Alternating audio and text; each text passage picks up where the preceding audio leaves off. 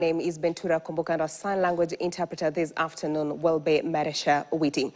And Education Cabinet Secretary Julius Ogemba has addressed the press regarding the tragic fire incident at the Utumishi Girls Senior School. And now let's cross over and listen in.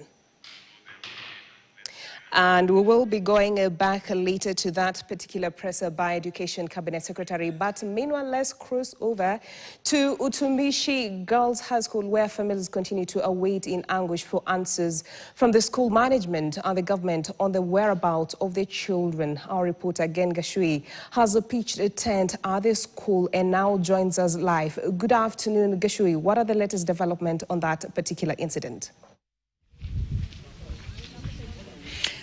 Thank you very much indeed.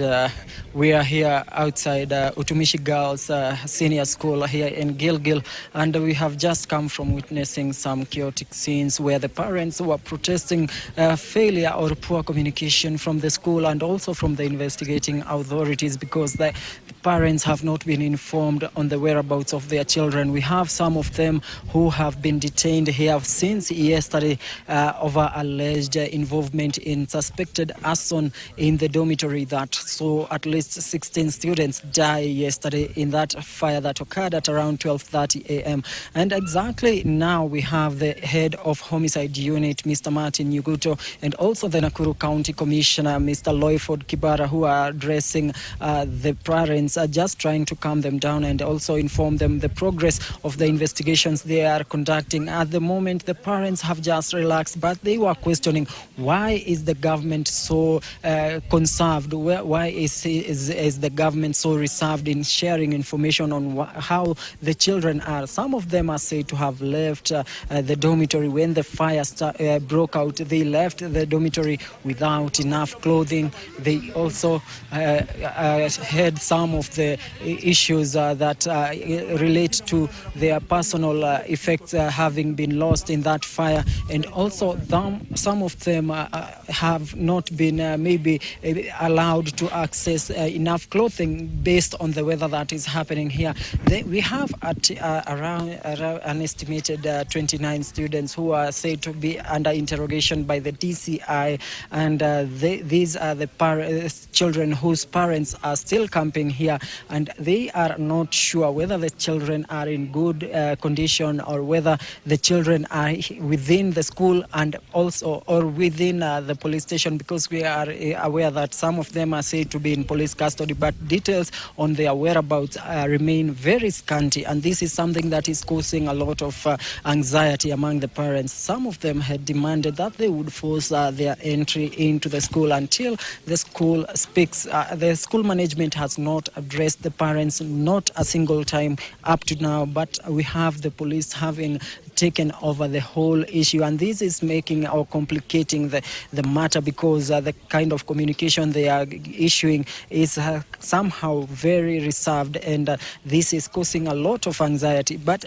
we have also engaged some of the parents who have told us they are not sure whether their students or their children are among those being detained here, or maybe they are among those who perished, and those who perished are yet to be identified, and this leaves a very huge gap, leaving room for a lot of speculation, and this is what is causing a lot of jitters among the parents who are now demanding answers from the authorities. Just now we have seen the authorities try to speak to them and maybe giving them a promise that they will be addressing them in a few minutes, but as of now there is no clear communication on the parents to the parents who are here, where their children are, how they are and their condition, and maybe how long they are supposed to continue maybe being held here.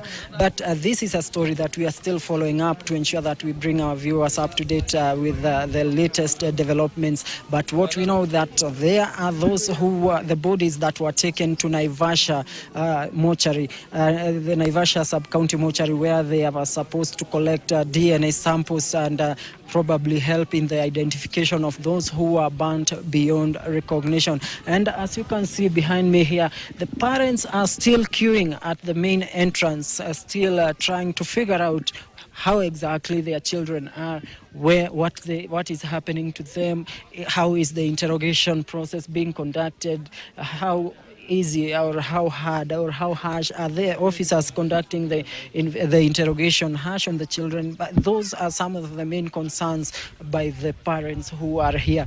But as of now, we have seen that the government has tried to speak to these parents and to just give them hope that everything is under control. But for the parents, what matters to them is seeing and coming into contact with their children and actually knowing how their children are faring on since yesterday. This is more than 24 hours since the incident happened, but information regarding to the children who were not released to their parents yesterday is still remaining very scanty. Some of them, we have engaged some of the students who managed to come back today and pick up their books. Some of them still nursing injuries. We had one of the students suffering a broken limb after jumping through the window, and she was admitted at St. Joseph Hospital and has been discharged. And today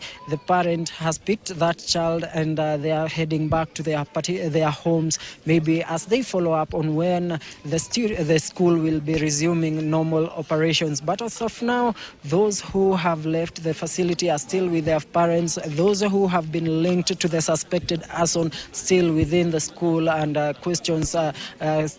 questioning still going on. And we are going to keep an eye on this developing story and bring our viewers up to date in our subsequent bulletin. Back to you in studio.